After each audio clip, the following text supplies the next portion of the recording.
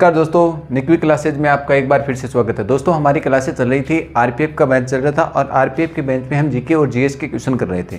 उसमें भी विभिन्न प्रकार के गत परीक्षाओं में आए हुए क्वेश्चनों के बारे में चर्चाएं कर रहे थे और उसके साथ हम जो आगामी आने वाली भर्तियों में किस किस प्रकार के क्वेश्चन आने की संभावना है उसके बारे में चर्चाएँ कर रहे थे। तो हम बात करते हैं कि किस प्रकार से क्वेश्चन आते हैं, उसके बारे में बात कर रहे थे। आज का हमारा क्वेश्चन है, रग्बी फुटबॉल में कितने खिलाड़ी होते हैं। देखो दोस्तों, क्वेश्चन में लेकर आया हूँ रग्बी फुटबॉल में कितने खिलाड़ी होते हैं और ऑप्शन है 11, 15, 7 और 9।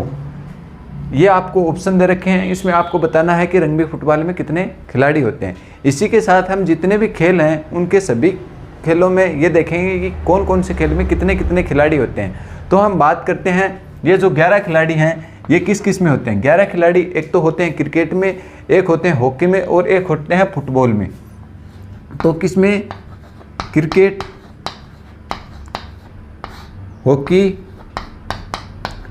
हॉकी जो भारत का क्या है, राष्ट्रीय खेल। हॉकी क्या है, भारत का राष्ट्रीय खेल। इसमें कितने खिलाड़ी होते हैं? 11। भारत का राष्ट्रीय खेल, राष्ट्रीय खेल कौन सा आपसे पूछ लिया जाए तो हॉकी भारत का राष्ट्रीय खेल है और इसमें कितने खिलाड़ी होते हैं? 11 खिलाड़ी होते हैं। एक कौन सा? फुटबॉल। अब देखो दोस्तों, आप फुटबॉल का नाम देखते ही कितने खिलाड़ी कर देते हो? 11 खिलाड़ी कर देते हो। और हमने क्वेश्चन में क्या पूछा है, रग्बी फुटबॉल में कितने खिलाड़ी होते हैं। तो इस बात का आपको ध्यान देना है, इसमें 15 खिलाड़ी होते हैं, न कि 11 खिलाड़ी। तो ये इसीलिए ये क्वेश्चन बार बार एग्जामों में पूछा जाता है। क्यों पूछा जाता है वो मैंने बता दिया कि एक तो आपको नाम दे दिया जाता है फुटबॉल और एक दे दिया जाता है रग्बी फुटबॉल। तो यदि रग्बी नाम आगे आ जाए तो कितने खिलाड़ी होते हैं? 15 खिलाड़ी होते हैं। जबकि फुटबॉल में कितने खिलाड़ी होते हैं आपसे पूछ लिया जाए तो फुटबॉल में कितने खिलाड़ी होते हैं? फुटबॉल में 11 खिलाड़ी होते हैं। ठीक है दोस्तों, आगे बात करते हैं 7 खिलाड़ी किस किस में होते हैं। तो एक तो कबड्डी होती है, एक नेट बॉल और एक वाटर पोलो। तो लिखो दोस्तों, 7 खिलाड़ी किस किस में होते हैं? Water polo, net ball. Net ball में कितने खिलाड़ी होते हैं आपसे पूछ लिया जाए? नेट बॉल में, वाटर पोलो में और कबड्डी में।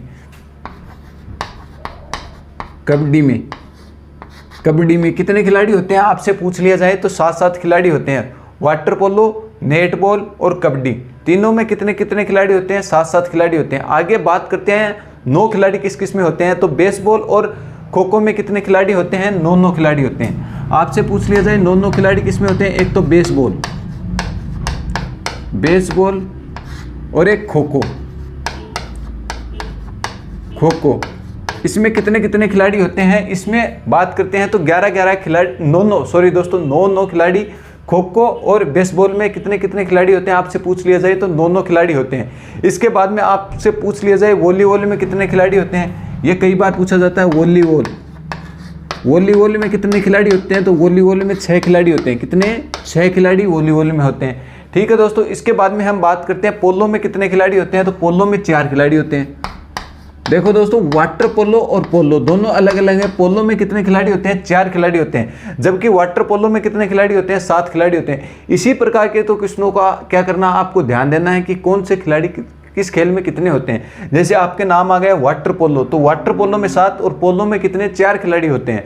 ठीक है दोस्तों, इसके बाद में आगे बात करते हैं बास्केटबॉल और बेसबॉल। बास्केटबॉल और बेसबॉल में कितने कितने खिलाड़ी होते हैं? तो 5 खिलाड़ी होते हैं। तो लिखो दोस्तों, बास्केटबॉल, एक कौन सा?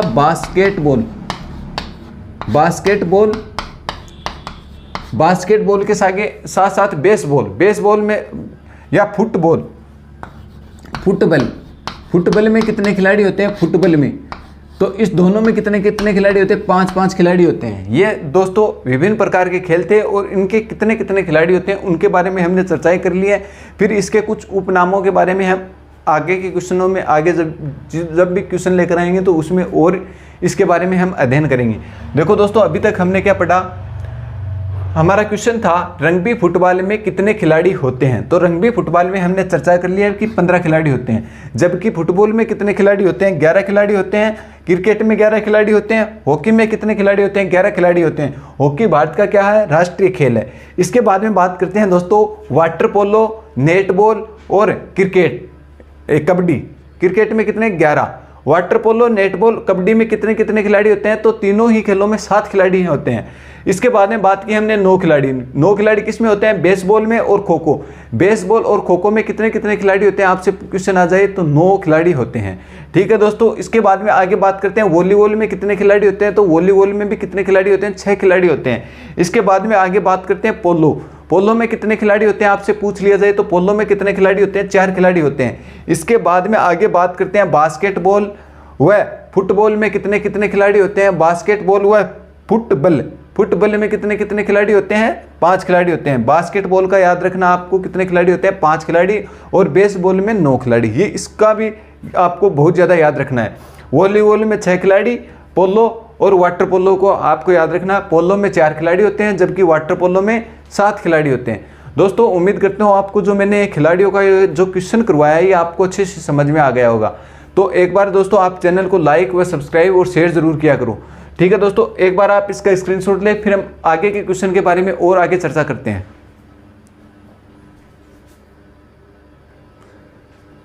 दोस्तों आगे के क्वेश्चन के बारे में हम चर्चा करते हैं। काकरा पर परमाणु संयंत्र कहाँ स्थित है? आपसे पूछ लिया जाए काकरा पर परमाणु जो संयंत्र है ये कहाँ पे स्थित है, तो इसका आंसर देना ये कब आया था? ये अभी दिल्ली पुलिस में आया है, डीपी पुलिस में कब आया है? 2023 में ये क्वेश्चन आया है। इसीलिए आपके लिए भी ये मोस्ट होने वाला है, क्योंकि आपके भी जीके में कितने क्वेश्चन आने वाले हैं? आरपीएफ में भी जीके के 50 क्वेश्चन पूछे जाते हैं और दिल्ली पुलिस में भी 50 क्वेश्चन जीके पूछे जाते हैं। जहां 50 क्वेश्चन जीके पूछे जाएंगे वहां क्राइटेरिया जीके का ज़्यादा है। हर टॉपिक से क्या उठाया जाएगा? क्वेश्चन उठाया जाएगा। तो आपको ये पूछा जाएगा कि काकरा पर परमाणु संयंत्र कहाँ स्थित है? ऑप्शन दे रखे हैं तमिलनाडु, महाराष्ट्र, कर्नाटक और गुजरात। तो आपको ये बताना है। इससे के साथ ही हम जितने भी परमाणु जो संयंत्र हैं उसके बारे में चर्चाएं करेंगे कि भारत का प्रथम परमाणु संयंत्र कहाँ स्थापित किया गया था। तो भारत का प्रथम परमाणु जो संयंत्र है ये कहाँ पे स्थापित किया गया था? तारापुर, महाराष्ट्र। कहाँ? तारापुर महाराष्ट्र। तारापुर महाराष्ट्र में क्या किया गया था? भारत का, देखो दोस्तों, भारत का प्रथम परमाणु संयंत्र स्थापित किया। भारत का प्रथम परमाणु संयंत्र, सॉरी दोस्तों, परमाणु संयंत्र स्थापित किया गया था। परमाणु संयंत्र स्थापित किया। तो आपसे पूछ लिया जाए भारत का प्रथम परमाणु संयंत्र कहाँ पे स्थापित किया गया था? तारापुर। और तारापुर आप सभी को पता है, तारापुर कहाँ पड़ता है? महाराष्ट्र में पड़ता है। कहाँ? तारापुर महाराष्ट्र में। ठीक है दोस्तों, इसके बाद में हम बात करते हैं तमिलनाडु में कौन कौन से परमाणु जो संयंत्र हैं उसके बारे में बात करते हैं। तो तमिलनाडु के 2 परमाणु संयंत्र हैं और बहुत बार पूछे हुए क्वेश्चन है। एक तो कलपक्कम, ये कई बार क्वेश्चन पूछा हुआ है। कलपक्कम परमाणु जो संयंत्र है ये कहाँ पे स्थित है? तो कलपक्कम। और एक कुंडनकुलम, दूसरा कौन सा? कुंडनकुलम। देखो दोस्तों, दूसरा परमाणु संयंत्र है कुंडनकुलम। तो कलपक्कम और कुंडनकुलम परमाणु जो संयंत्र है ये आपसे पूछ लिया जाए ये कहाँ पे हैं? तो ये कहाँ है? तमिलनाडु में स्थित है। आपको क्वेश्चन में पूछा है काकरापार आपको परमाणु संयंत्र पूछ लिया जाए कहाँ स्थित है, तो आपको आंसर देना है गुजरात में स्थित है। ठीक है दोस्तों, इसके बाद में हम बात करते हैं कर्नाटक में कौन सा परमाणु स्थित है, केंद्र स्थित है? तो केगा जो परमाणु संयंत्र है, कौन सा? केगा आपसे पूछ लिया जाए तो केगा जो परमाणु संयंत्र है ये कहाँ स्थित है? तो ये कर्नाटक में स्थित है। ठीक है दोस्तों, इसके बाद में आगे बात करते हैं एक और परमाणु संयंत्र, कौन सा? नरेरा परमाणु संयंत्र। नरेरा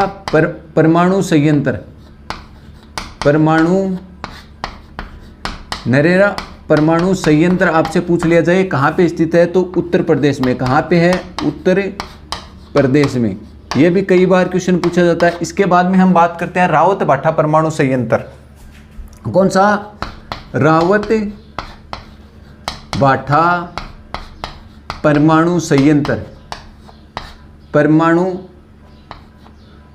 संयंत्र, रावत भाठा परमाणु संयंत्र नीचे लिख लो नोट लगा के। यह राजस्थान का प्रथम परमाणु संयंत्र है। यह राजस्थान का प्रथम परमाणु संयंत्र है। परमाणु संयंत्र है। इनसे दोस्तों क्या उत्पादित किया जाता है? इनसे बिजली उत्पादित करने का काम किया जाता है। क्या किया जाता है? इससे बिजली उत्पादन करने का काम किया जाता है। आपको पूछ लिया जाए राजस्थान का प्रथम परमाणु संयंत्र कहाँ स्थापित किया गया था, तो रावतभाटा चित्तौड़गढ़ में आणविक शक्ति के रूप में इसे जाना जाता है। ज्वारीय रूप से बिजली उत्पादित करने का काम यहाँ पे किया जाता है, रावतभाटा परमाणु संयंत्र में किया जाता है। ठीक है दोस्तों, तो हमने कौन कौन से परमाणु संयंत्र पढ़े हैं उसके बारे में चर्चा करेंगे एक बार फिर से कि कौन कौन से परमाणु संयंत्र हैं जो विभिन्न बार परीक्षाओं में पूछे हुए क्वेश्चन है। परमाणु संयंत्र आपसे पूछ लिया जाए भारत का प्रथम परमाणु संयंत्र कौन सा है, तो भारत का प्रथम परमाणु संयंत्र है तारापुर। और तारापुर आप सभी को पता है कहाँ पड़ता है, महाराष्ट्र के अंतर्गत पड़ता है। तो आपको क्या पूछा जाए, भारत का प्रथम परमाणु संयंत्र कहाँ स्थित है, तो भारत का प्रथम परमाणु संयंत्र है तारापुर, महाराष्ट्र के अंतर्गत। ठीक है दोस्तों, ये जो दो परमाणु संयंत्र हैं ये विभिन्न बार परीक्षाओं में पूछे हुए क्वेश्चन है। आप किसी भी पेपर को उठा के देख लेना, इंडिया लेवल की जो भर्ती होती है तो उसमें ये जो तीन नाम हैं ये आपको कन्फ्यूजन करते हैं। ये तो देखो नाम क्या है, काकरापार परमाणु संयंत्र, ये तो आपको क्वेश्चन में पूछा ही है। तो काकरा कहाँ पाड़े जाते हैं, गुजरात के अंतर्गत काकरे पाड़े जाते हैं। तो काकरापार परमाणु संयंत्र कहाँ पे है, गुजरात कहाँ पे है, गुजरात में काकरापार परमाणु संयंत्र स्थित है। ठीक है दोस्तों, इसके बाद में आगे बात करते हैं कलपक्कम और कुंडनकुलम। कलपक्कम कुंडनकुलम जो परमाणु संयंत्र है ये आपसे पूछ लिए जाए ये कहाँ पे हैं, तो ये तमिलनाडु के अंतर्गत स्थित है, कलपक्कम और कुंडनकुलम परमाणु जो संयंत्र हैं। ठीक है दोस्तों, इसके बाद में आगे हम और चर्चा करते हैं। कौन सा पढ़ा था हमने, केगा जो परमाणु संयंत्र है, ये जो केगा परमाणु संयंत्र है ये कहाँ स्थित है, ये कर्नाटक के अंतर्गत स्थित है। ठीक है दोस्तों, केगा परमाणु संयंत्र कर्नाटक के अंतर्गत स्थित है। इसके बाद में हम बात करते हैं रावतभाटा परमाणु संयंत्र। यह राजस्थान का प्रथम परमाणु संयंत्र है जो कहाँ पे है, रावतभाटा चित्तौड़गढ़ के अंतर्गत यह राजस्थान का प्रथम परमाणु संयंत्र स्थित है। ठीक है दोस्तों, इसके बाद में आगे बात करते हैं नरेरा परमाणु संयंत्र। तो नरेरा जो परमाणु संयंत्र है ये आपसे पूछ लिया जाए ये कहाँ पे स्थित है, ये यूपी के अंतर्गत स्थित है। नरेरा परमाणु संयंत्र उत्तर प्रदेश के अंतर्गत कौन सा है, नरेरा परमाणु संयंत्र। तो उम्मीद करता हूँ जो मैंने परमाणु संयंत्र आपको 5 या 6-7 परमाणु संयंत्र पढ़ाए हैं इसमें से आप जब भी आरपीएफ का कभी भी पेपर लगे और कितनी भी शिफ्टों में लगे यहीं से क्वेश्चन पक्का है 100%। मैं आज ही लिख के देता हूँ आपको 100% यहीं से क्वेश्चन आएगा। और नहीं आए उस दिन में मुझे बताना, आप पेपर मिलाओगे तब देख लेना आपको यहीं से क्वेश्चन जरूर देखने के लिए मिलेगा। ठीक है दोस्तों, तो मैं आपको जहाँ जहाँ मोस्ट लगाता हूँ वो क्वेश्चन तो आपको एकदम रट लेने हैं क्योंकि यहीं से आने के पूरे 100% चांस हैं क्वेश्चन। तो हमने क्या परमाणु संयंत्र पढ़े हैं, 3 तो 1 2 3 4 5 6 और 7 जो परमाणु संयंत्र है, 7 परमाणु संयंत्रों के बारे में हमने पढ़ा है। इस 7 परमाणु संयंत्रों में से एक परमाणु संयंत्र आपको पेपर में जरूर पूछा जाएगा। ज़्यादातर चांस में बता दूं आपको 3 तो परमाणु संयंत्र ये हैं और चौथा केगा परमाणु संयंत्र और 5वां नरेरा परमाणु संयंत्र। इनसे क्वेश्चन पूछने की ज़्यादा चांस है क्योंकि ये प्रथम तो सभी के याद रहते हैं, केगा है जो कहाँ कर्नाटक में है, जो ये सेम नाम है, देखो काकरापार गुजरात में, कलपक्कम और कुंडनकुलम तमिलनाडु में, ये सेम नाम होते हैं। इसलिए ये बार बार क्वेश्चन क्या होते हैं परीक्षा में रिपीट होते हैं क्योंकि बच्चे आप क्या हो जाते हो, इसमें ज़्यादा कन्फ्यूजन हो जाते हो कि कौन सा जो परमाणु संयंत्र है वो हमने कहाँ पढ़ा है। इस कन्फ्यूजन के कारण ये परीक्षा में क्वेश्चन ज़्यादा पूछे जाते हैं। आप सभी को पता है, देखो दोस्तों क्वेश्चन किस प्रकार से पूछे जाते हैं, क्वेश्चन इसी प्रकार से पूछे जाते हैं जहाँ आप कन्फ्यूजन होगे ना वो क्वेश्चन ज़्यादा आते हैं। जैसे आप सभी को पता है, जैसे पॉलिटिकल में क्वेश्चन पूछे जाते हैं, मूल संविधान में मूल कर्तव्य की संख्या कितनी है, राज्यसभा का कार्यकाल कितने वर्ष का होता है। देखो छोटा सा ही क्वेश्चन है, एक सपोज बताता हूँ मैं, कल की कक्षा में जो इसी प्रकार से संसद का मैं क्वेश्चन लेकर आने वाला हूँ। तो आप सभी को पता है, आपसे पूछा जाएगा राज्यसभा का कार्यकाल कितने वर्ष का होता है और आप क्या करोगे, उसे गलत करोगे। ये मैं 100% गारंटी देता हूँ क्योंकि ये क्वेश्चन फर्स्ट ग्रेड वालों का दिमाग हिला के रख दिया क्योंकि बहुत सारे क्वेश्चन हैं ये जो गलत करके आ गए। क्योंकि हम क्या करते हैं पेपर में, एक तो पेपर को हम टाइम नहीं लगाते हैं, कभी भी पेपर को निकालते नहीं हैं। तो पेपर को यदि धैर्यपूर्वक करोगे ना तभी आपको पता चलेगा कि पेपर में कहाँ हम गलती करके आते हो। वो घर पे आने के बाद क्यों पता चल जाती है, क्योंकि घर पे किसी प्रकार का हमारे कोई प्रेशर नहीं रहता, हम आराम से पेपर को देखते रहते हैं, सोल्व करते हैं। तब वो क्वेश्चन हमारे पकड़ में आ जाता है कि क्वेश्चन में क्या पूछा था और हम कहाँ गलती करके आए हैं। तो आपको पेपर में भी यही पैटर्न अपनाना है कि धैर्यपूर्वक आराम से पेपर को क्या करना है, सॉल्यूशन करना है। क्योंकि आपको क्वेश्चन पूछा राज्यसभा का कार्यकाल कितने वर्ष का होता है, आपने देखा हाँ ये तो पढ़ा हुआ है 6 वर्ष राज्यसभा कार्यकाल होता है, और वहीं पे आप गलती करके आ जाते हो। क्योंकि आपको ये तो क्वेश्चन में पूछा ही नहीं कि राज्यसभा के सदस्यों का कार्यकाल कितने वर्ष होता है, आपको तो क्वेश्चन में पूछा है राज्यसभा का कार्यकाल कितने वर्ष होता है, जबकि राज्यसभा का तो कार्यकाल होता ही नहीं है। राज्यसभा का कार्यकाल तो 0 वर्ष होता है।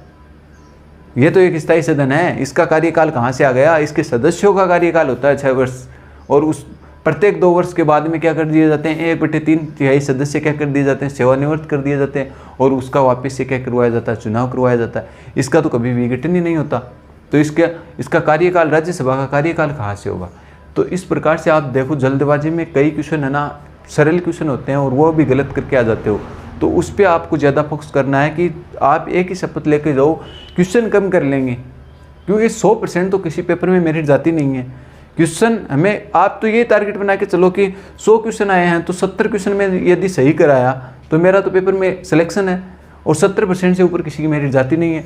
तो आप इस प्रकार से क्वेश्चन को सॉल्यूशन करो कि आराम से धैर्यपूर्वक रह के आप तो ये देखो कि मुझे तो 70 क्वेश्चन करने हैं, देखते रहो, जो हार्ड आता है उसे छोड़ दिया करो सट दे, और उसके बाद में जो सरल होता है उस क्वेश्चन को आराम से धैर्यपूर्वक समझ के किया करो, ताकि आप 65 क्वेश्चन जो जहाँ सही करके आ रहे हो वहीं पे आपके 70 क्वेश्चन सही हो सकते हैं। तो आप धैर्यपूर्वक पेपर को कीजिए और आगामी भर्तियों में इसी प्रकार से आप तैयारी करते रहिए। दोस्तों यदि चैनल पर नए हो तो ज़्यादा से ज़्यादा मित्रों को भी शेयर कीजिए। आज की कक्षा हम छोटे रूप में लेकर आए हैं, समय के अभाव के कारण। आगे की कक्षाएं हम उसी रूप से सुचारू रूप से जारी रखेंगे और लंबी कक्षाएं लेकर आएंगे, और ज़्यादा क्वेश्चन लेकर आएंगे। आज तो हम 2 ही क्वेश्चन कर पाए हैं, 2 क्वेश्चनों में मैंने प्रयास किया आपसे 15 से 20 क्वेश्चन करवाने का।